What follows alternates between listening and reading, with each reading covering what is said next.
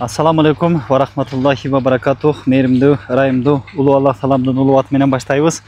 Ушул улуу Аллах Тааламдын ыраазылыгы, сүйүүсү барыбыз менен бирге болсун. Кечээ эле караңыздар, бул жер канчалык дөң эле. Канчалаган камаздар төгүлдү, канчалаган жакшы инсандардын жакшылыгы бар бул жерде. Азыр эми тагизделип бул жакта дагы камазыбыз, краныбыз иштеп атат. Аллах Таалам кабыл кылсын, Аллах Таалам жакшылык берсин. Эми ушул ачылышына даяргерчилик болуп атат.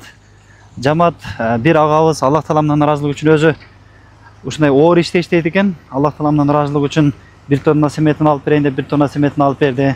Бир Абдулметал деген классташыбыз 2 камаз шебенин алып бере турган болду. Эми бизге 2 камаз шагал 3 тонна.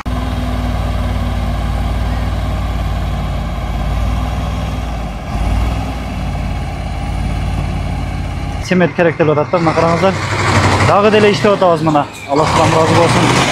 Бул жакта мына очоканалар толугу менен бүткөн.